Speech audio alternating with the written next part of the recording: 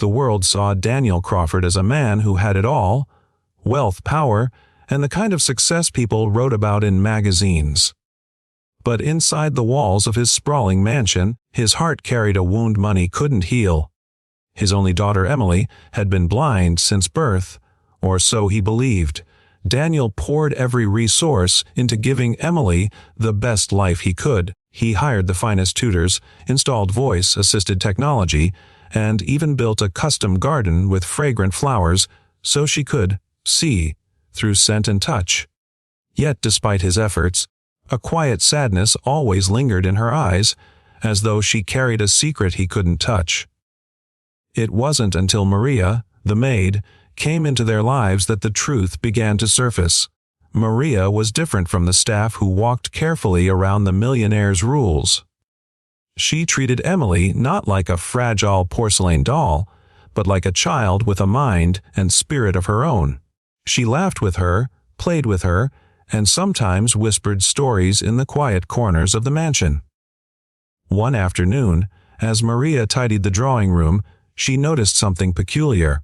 Emily was seated across the room, her head tilted toward the large window where sunlight poured in. Maria froze when she saw Emily's pupils narrowing, following the light. It was subtle, almost unnoticeable, but it was there. "Emily," Maria asked gently, "can you see the sunlight?"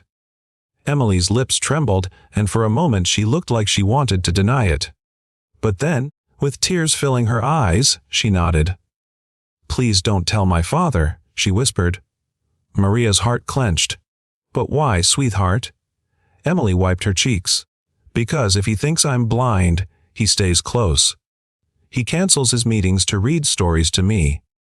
He takes walks with me in the garden. If he knew I could see, he'd go back to his world, and I'd lose him." The words pierced Maria like a blade.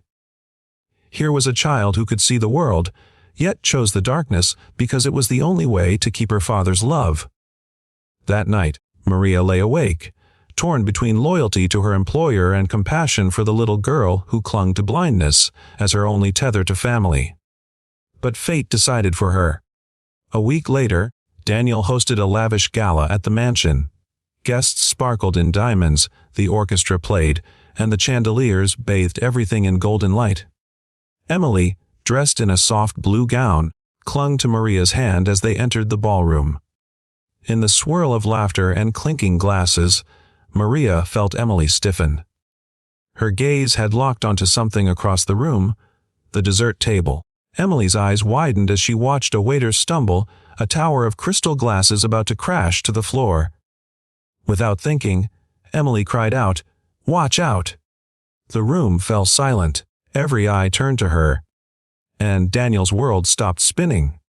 "Emily," his voice cracked, "you can see." Tears streamed down Emily's face as she buried her face in Maria's arms. Daniel rushed to her, his powerful frame trembling like a child's. "Why didn't you tell me?" he whispered, kneeling before her. Emily's small voice broke the room. "Because I didn't want to lose you." The weight of her words shattered the walls around his heart. Daniel pulled her close, holding her tighter than he ever had before. Around them, the glittering gala faded, and all that remained was a father realizing that love had been waiting in his daughter's eyes all along. And standing nearby, Maria smiled through her tears, knowing that sometimes the greatest truths are not revealed by wealth or power, but by a child's longing for love.